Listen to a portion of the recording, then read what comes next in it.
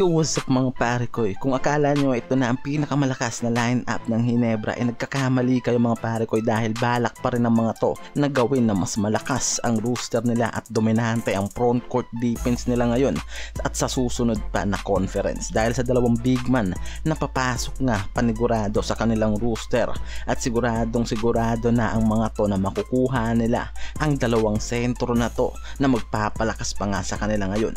Tara't alamin natin kung sino yan mga pare ko. Ang Ginebra ngayon masasabi nga na talagang lumakas pa ang roster sa Commissioner's Cup na to at ngayon nga sigurado na rin ang spot ng mga to sa playoffs na parating at may 7-4 win-loss record. Meron silang dalawang twin tower ngayon, si Japet at Troy Rosario, na nakikita na natin ngayon ang magandang outcome sa team ng Jeans. Mga pare ko, hindi pa dyan nagtatapos nga ang plano nitong Ginebra para mas palakasin pa ang kanilang front court defense dahil nga itong si Japet Aguilar umiidad na rin nga daw at kailangan na rin na magkaroon ng kapalit sa ilalim sa mga susunod pa na conference. Kaya naman maaaring gumawa agad ng advance strategy itong Jeans para makakuha nga ng mga young center na mauugnay nila ngayon sa kanilang team na maaaring magpalakas palalo sa kanilang roster. Dalawa ang nakikitang sentro na malaki ang posibilidad na parehas makuha nitong Ginebra. Itong si Kenmark Carino mga pare ko na maaaring ngayon pa lang makuha na nila sa isang trade na parating dito sa Terra Firma.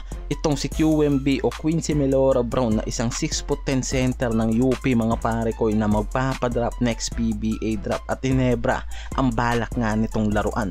Itong si Kenmark Carino na 6'9" center ngayon ng Terra Firma na nauugnay na sa parating na trade dito mga pare ko, and anytime nga raw may posibilidad na bumagsak ito sa isang SMC teams. At ang pinakamatunog nga dyan itong Barangay Ginebra mga pare ko dahil ito yung center na matagal nang nauugnay dito sa Jeans at ngayon nga mas nagiging malaki pa ang posibilidad ng bagay na yan, lalo't itong Ginebra yung merong magandang trade asset na maaaring ibigay dito sa Terra Firma para makuha nga ang center na to na si Kenmark.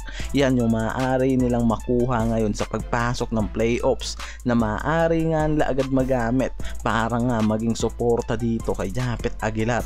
Yan yung maaaring gawing hakbang araw ng Jeans kung gusto pa nila ngayon na mas mapabilis yung pagpapalakas nila sa kanilang front court defense dahil pwede nga raw na masama sa trade asset ng Terra Firma itong center na si Kenmark Carino at itong Ginebra nga yung pinakamatunog na team na pwedeng maging interesado sa player na to.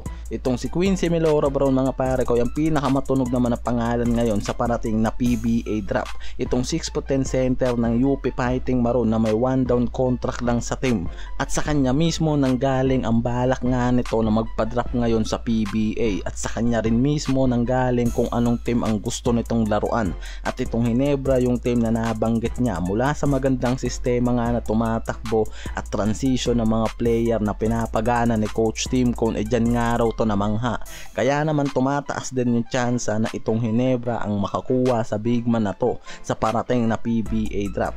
Kaya naman ngayon inaasahan na rin na mas lalakas palalo at magiging dominante ang Ginebra sa mga susunod na conference pagdating sa mga front court player dahil sa mga big man center na nauugnay ngayon sa kanila na maaari nilang makuha at maidagdag sa kanilang roster ngayon. Si QMB at Kenmark Carino yung dalawang sentro na sinasabing maaaring makuha ng Ginebra at para maging realistic pa yung dominanteng front court defense nitong Ginebra.